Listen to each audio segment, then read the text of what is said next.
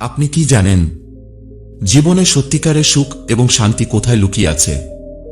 আজ আমরা শুনব বুদ্ধ ভগবানের একটি অনুপ্রেরণামূলক গল্প, যা আপনার জীবনের দৃষ্টিভঙ্গি বদলে দিতে পারে।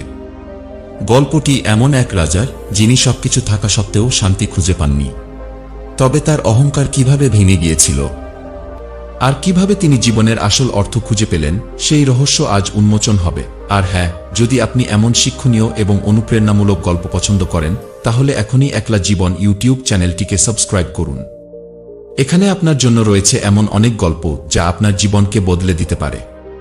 তাই ভিডিওটি শেষ পর্যন্ত দেখুন, কারণ শেষটুকু মিস করলে আসল শিক্ষাটা পেতে পারবেন না। অনেক দিন আগে এক শান্তিপূর্ণ গ্রামে বাস করতেন এক দানশীল রাজা। তিনি মানুষের কল্যাণে কাজ করতেন এবং প্রজারা তাকে অত্যন্ত ভালোবাসতেন। কিন্তু রাজার মধ্যে একটি দুর্বলতা ছিল। তিনি নিজেকে সর্বশ্রেষ্ঠ জ্ঞানী ও শক্তিশালী ভাবতেন এবং অন্য কারো উপদেশ গ্রহণ করতেন না।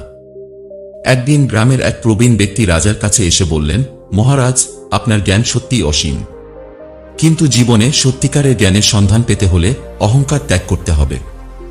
রাজা হেসে বললেন, আমার কাছে সব জ্ঞান আছে, আমাকে কে কি শেখাবে? প্রবীণ ব্যক্তি বললেন, তাহলে চলুন, আমি আপনাকে বুদ্ধ ভগবানের কাছে নিয়ে যাই। তিনি হয়তো আপনার অহংকার দূর করতে পারবেন।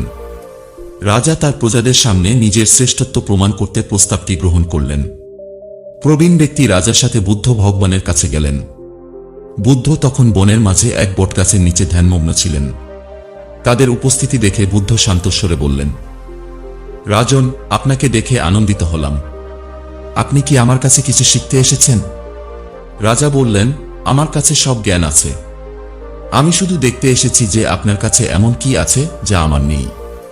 বুদ্ধ মৃদু হেসে বললেন, রাজন, আপনার জ্ঞান অনেক, কিন্তু আপনার হৃদয়ে কি শান্তি আছে?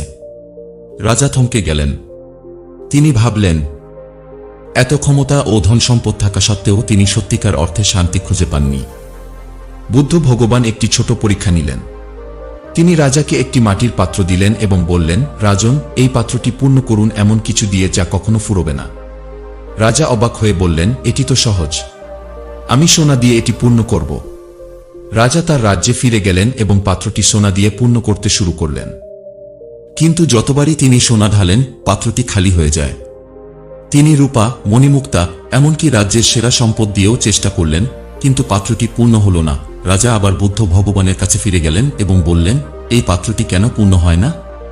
বুদ্ধ মৃদু হেসে বললেন, এই পাত্রটি মানুষের চাওয়ার প্রতীক, যতই তুমি দাও তার চাওয়া শেষ হবে না। সত্যিকারের শান্তি পেতে হলে চাওয়া বন্ধ করতে হবে এবং যা আছে তাতে সন্তুষ্ট থাকতে হবে। বুদ্ধের কথায় রাজা গভীরভাবে চিন্তা করলেন। তিনি বুঝতে পারলেন যে তার অহংকার এবং অতিরিক্ত চাওয়াই তার শান্তির পথে সবচেয়ে বড় বাধা। তিনি বুদ্ধের শিষ্যত্ব গ্রহণ করলেন এবং প্রজাদের সেবায় নিজেকে আরও নিবেদিত করলেন। এই গল্প আমাদের শেখায় যে অহংকার কখনোই ভালো কিছু বয়ে আনে না।